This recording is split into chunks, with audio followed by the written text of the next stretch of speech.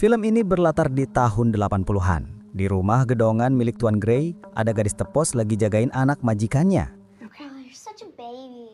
Ketika mereka baru mulai tidur, Emily turun ke bawah buat have fun sedikit, mumpung tuannya belum balik. Tapi tiba-tiba, Emily mendengar suara besi yang tergeser. Dikira majikan yang pulang tapi ditungguin gak muncul-muncul. Emily yang heran pergi memeriksa dan melihat garasi sudah terbuka. Padahal seingatnya tertutup rapat. Malam itu, jalanan tampak sepi. Emily di luar melihat bangkai acu di jalanan. Perlahan ia pun mendekat.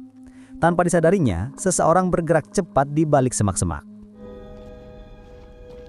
Setelah itu ia kembali ke rumah dan tepat di depannya sudah ada secari kertas. Emily menduga itu ulah Mark, tapi saat diperiksa ternyata lagi molor.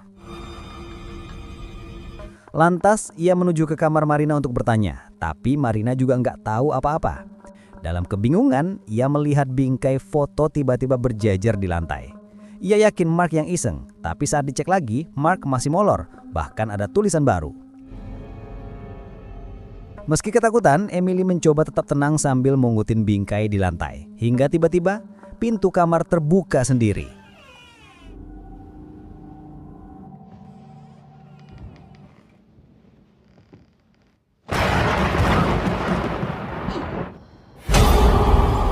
Ia merasa ada orang melintas di belakang. Emily yang panik langsung OTW ke kamar anak-anak, takutnya ada pedofil berbulu domba. Melihat Marina, ia segera menghubungi polisi tapi kabel telepon diputus. Dalam kepanikan, tiba-tiba TV menyala sendiri, menampilkan sosok berjubah hitam yang lagi mengancam. Tanpa ia sadari, Grim Reaper muncul di belakang.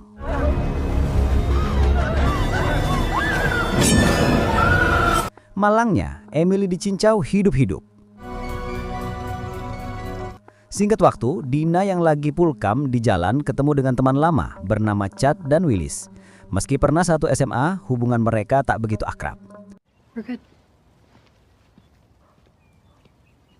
Sebelum ke rumah orang tuanya, Dina singgah dulu ke rumah sahabatnya sambil membawa 2 gelas kopi. Setelah ngobrol panjang soal sentimeter pria yang gak guna, Dina langsung pergi. Sampai di rumah, ibu menyambut dengan pelukan. Wajah ibu tetap tersenyum meski suasana rumah terasa murung, seolah ada yang tak pernah benar-benar pulih. Ayahnya yang diajak ngobrol malah diam. Melihat itu, Dina mengambil tape rekaman ayahnya. Tak lama ibu kembali mengatakan sahabatnya menelpon. Dina pun langsung mengangkat telepon dan mendengar permintaan mendadak sahabatnya itu untuk menggantikannya mengasuh anak Sheriff malam ini. Tanpa pikir panjang, Dina pun setuju. Di tempat lain, Sheriff yang lagi menduda menerima paket dari orang misterius. Isinya ternyata remote garasi. Tanpa berlama-lama, dia langsung ngajak rekannya ke rumah Gray yang sekarang lagi dijual. Benar dugaannya, pas dicoba, remote itu memang milik Gray, rumah tempat pembunuhan. Sampai di kantor, Sheriff kembali dibikin kaget. Dia menerima paket misterius lagi. Kali ini berisi kaset rekaman anak soleh yang meninggoy di hutan, yang dinyatakan overdosis 2 tahun yang lalu. Padahal sebenarnya dia dibunuh Grim Reaper.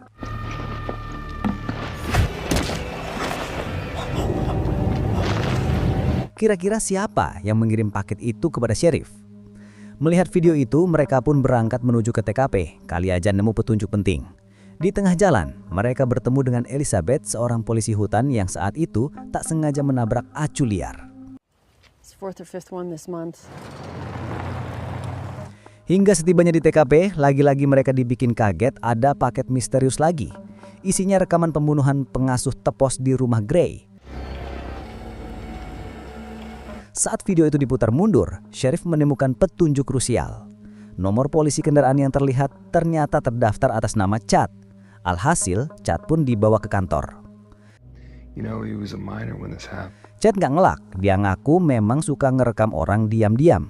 Tapi bukan berarti dia Grim Reaper. Gak ada bukti kuat juga yang bisa langsung mengaitkannya ke kasus pembunuhan itu. Namun Sheriff tidak puas, tetap menuduh Chad sebagai kaki tangan Grim Reaper. Mungkinkah pelakunya Chad dan Willis? Tapi lagi-lagi ada kejanggalan.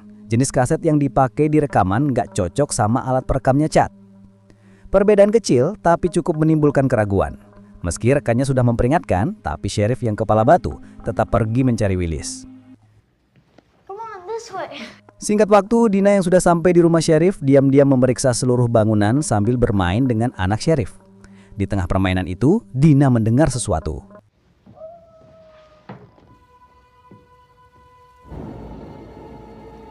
Astagfirullah, Grim Reaper sudah muncul di perkarangan rumah meskipun gak terlalu jelas.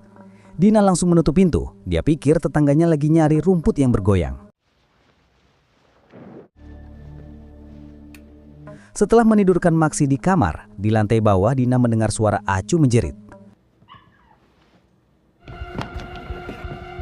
Penasaran, Dina keluar sampai di perkarangan rumah dan inilah yang terjadi. You poor thing.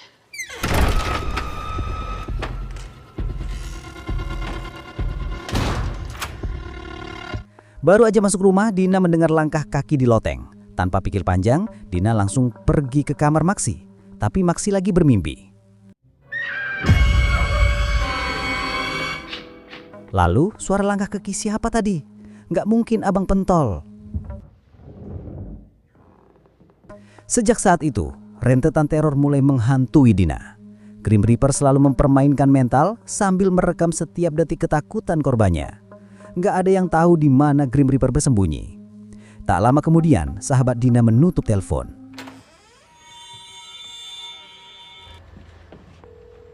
Dina yang mulai ngompol di celana langsung nelpon sahabatnya lagi tapi nggak diangkat-angkat.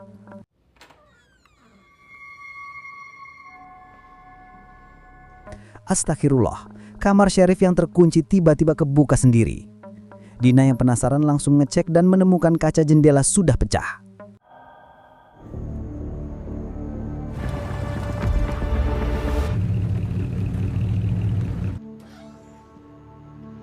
Di sisi lain, sheriff langsung menyelinap masuk ke kamar Willis menggunakan peralatan maling. Di sana dia menemukan kalung acu. Seperti yang kita tahu, Grim Reaper selalu menggunakan acu sebagai pengalihan. Lalu kenapa benda itu ada di kamar Willis? Yang lebih mengejutkan lagi, sheriff nemu kaset rekaman pembunuhan di atas ranjang. Hingga tiba-tiba, pintu kamar terbuka. Willis langsung shock saat melihat sheriff megang kaset itu.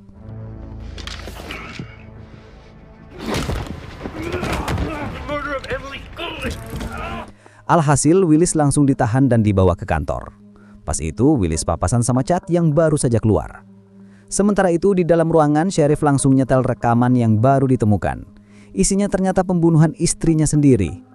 Padahal selama ini, dia percaya istrinya meninggoy karena kecelakaan. Tapi rekaman itu membuktikan ternyata istrinya dibunuh dengan kejam.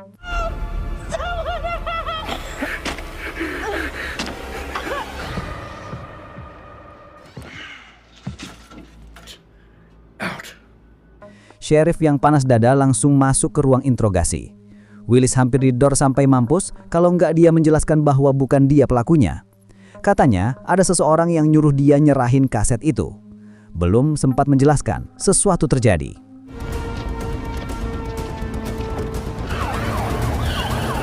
Sesampainya rombongan di TKP, tapi tak menemukan bom. Rupanya kantor mendapat laporan palsu.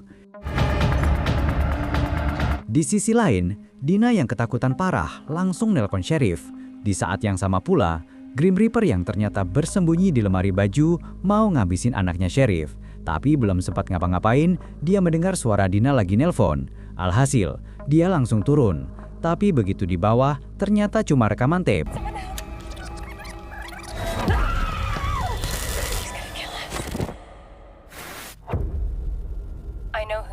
Setelah bangun, Grim Reaper ternyata masuk ke dalam perangkap. Segalanya mulai terasa jelas. Rupanya, Dina sudah tahu kalau Alice, si polisi hutan yang hobi nabrak acu liar, adalah Grim Reaper. Soalnya, Dina nemuin kaset pembunuhan yang disembunyiin Alice di belakang kulkas, di rumahnya. Dina yang dibantu Willis rupanya sudah merancang semuanya. Mulai dari bikin sahabatnya mencret-mencret biar Dina bisa menggantikan dia jadi pengasuh, sampai mengirimkan rekaman video pembunuhan ke sheriff. Oh my god, sang pemburu justru menjadi yang diburu. Karena sudah ketahuan, Alice pun membuka topengnya. Tapi yang paling ngeri, Dina sengaja membiarkan Alice bebas biar permainan mematikan ini bisa segera dimulai. Tapi kenapa Dina repot-repot melakukan semua ini? Di tengah permainan, Elizabeth ngambil pecahan kaca, persiapan buat apapun yang mungkin bisa terjadi.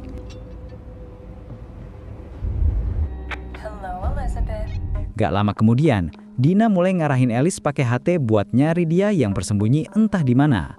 Dan kesalahan sekecil apapun bisa berakibat fatal buat siapapun yang lengah. Oh baygon, bayangin betapa ngerinya permainan ini. Permainan petak umpet ala si kokat. It's scary. You don't know anything about me. Tick-tock.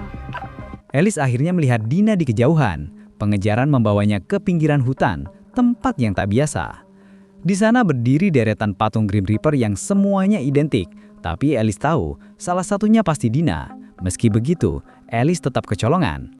Where are you? Right here. Rupanya Dina adalah kakaknya Emily, gadis pengasuh yang ditemukan tewas di awal film. Sejak kematian adiknya itu, keluarganya jadi berantakan. Kini Dina nuntut balas. Dina dihantam balok 4x4, udah gitu ditonjok hingga ompong. Kecurigaan Sheriff Kun terbukti. Chad rupanya kacungnya Grim Reaper. You got some whiskey over there.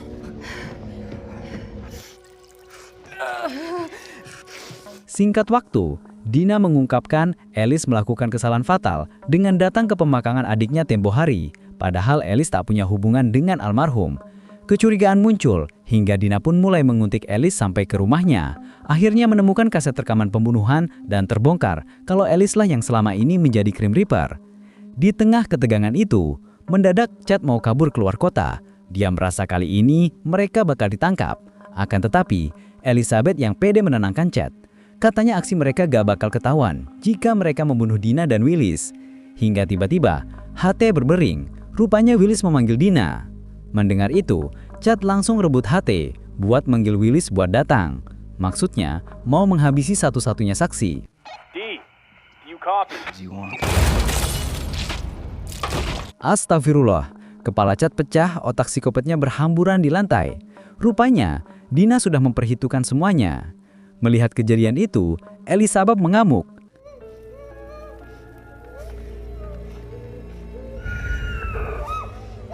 Alhasil, Dina yang pingsan langsung diikat di kursi dan dipaksa nonton detik-detik adiknya dicincang dari rekaman video. Melihat kejadian tragis yang nimpa adiknya, sontak langsung Dina menangis. Gak lama kemudian, Alice pakai topeng Grim Reaper dan mulai menyiapkan senjata kopet. Senjata yang sama, bekas nyucuk adiknya si Dina.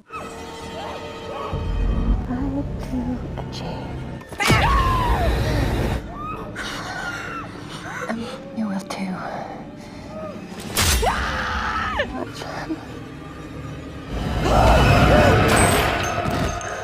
Sheriff yang baru datang, tanpa meragung lepas topeng Grim Reaper. Dan betapa syoknya dia saat melihat wajah di baliknya. Sheriff nggak pernah nyangka, Elizabeth ngebunuh istrinya cuma demi senang-senang doang sambil merekam korbannya. Untung di zaman itu belum ada YouTube. Meski sudah kebongkar, tapi Elizabeth nekat pakai drama, malah nuduh Dina sebagai Grim Reaper yang asli, dan nyoba membunuh Sheriff. Meskipun dendam Sheriff sama Dina sudah selesai, mereka masih harus menghadapi satu masalah besar. Gimana caranya menyembunyikan mayat-mayat itu? Sheriff yang berpikir cepat punya sebuah ide. Semua barang bukti termasuk kaset sama senjata psikopat disimpan rapi di rumah Elizabeth. Semuanya dirancang buat ngebuktiin kalau dialah Grim Reaper yang sebenarnya. Sementara itu, mayat Elizabeth disembunyikan di suatu tempat yang tak pernah dijangkau sama cahaya. Dengan kata lain, Elizabeth sekarang dinyatakan menghilang, tanpa jejak dan tanpa suara. Secara resmi, Elizabeth sekarang masuk daftar pencarian orang, seorang buronan yang gak bakal pernah ditangkap, dan film pun berakhir. It'll be our secret. It's for Abby. And for Emily.